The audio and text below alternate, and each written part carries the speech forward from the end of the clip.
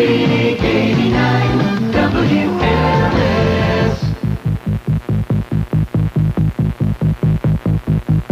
J. Marvin, 8:55, the Big 89, WLS. Eileen Byrne coming up at 9 o'clock.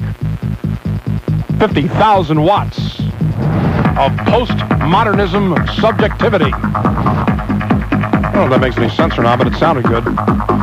Here's Ron on the south side. Ron, you're on WLS. Thanks for waiting. Hey, how's it going? Hi, how are you? I'm doing okay.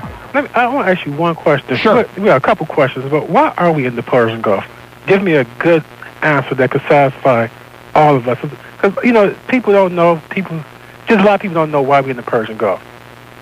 Why are we in the Persian Gulf, first of all? What do you mean, why have we been there, or why are we there now? Why have we been there? Like before September 11th.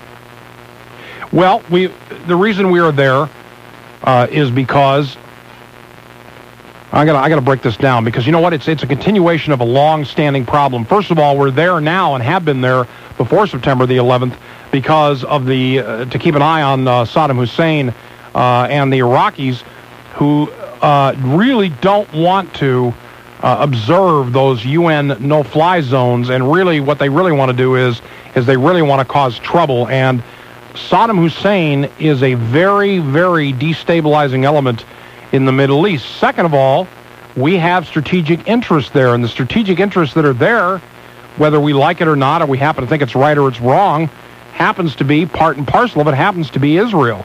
Then you've also got the added complexity of the fact that whether you accept it or not, and I think there is some question about this, but it's the way things played out, that we were asked to help out.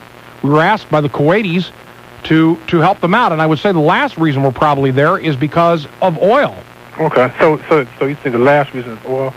I think, and this is just, you know, me as a amateuristic anthropologist and history buff, you know, I think one thing that's contributing to all this is the reason that we're there from the get-go. You know, during the Iraqi War, the Persian Gulf War, that was in Iraq, in the Persian Gulf, and we killed like 5,000 to 10,000 just innocent Iraqi people. You know, and so then if you look at that, that's a lot more than what happened over here, and this is just terrorist attack that we really, we think we know who did it, but we really don't know. I would point out to you that we do know who did it, and Tony Blair came out tonight and said that there is absolute proof that Bin Laden was involved. But is he the sole perpetrator? Is he the sole perpetrator? No, but we're not asking for just Bin Laden. Okay, but are there any other Yes. European? Are there any European nations involved in this, or yes. Are there any other Middle Eastern? Yes, and we are involved in pursuing that as well. We are asking for the following: we are asking for Bin Laden, Bin Laden's associates. We are asking European countries to help us to combat terrorism on their own soil, plus do something which this country has never done and is long overdue, which is to get them to reform their banking laws, which is what they need to do and should have done a long time ago. Okay.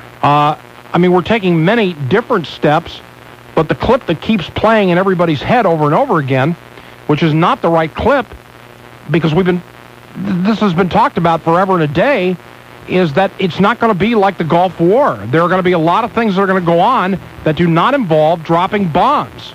Right, but nonetheless, there are still going to be lots of innocent people possibly killed. There's going to be a lot of innocent people possibly killed, but if you read the Tribune today, I think there's a pretty telltale, it's either the Sun-Times or the Tribune, there's a pretty telltale article there where Afghanistan women would like us to bomb the country because they feel like they're the living dead already. Thank you for the call. Eileen Byrne is up next. 19 Paul to all my copper friends. Yeah, I love you and I support you.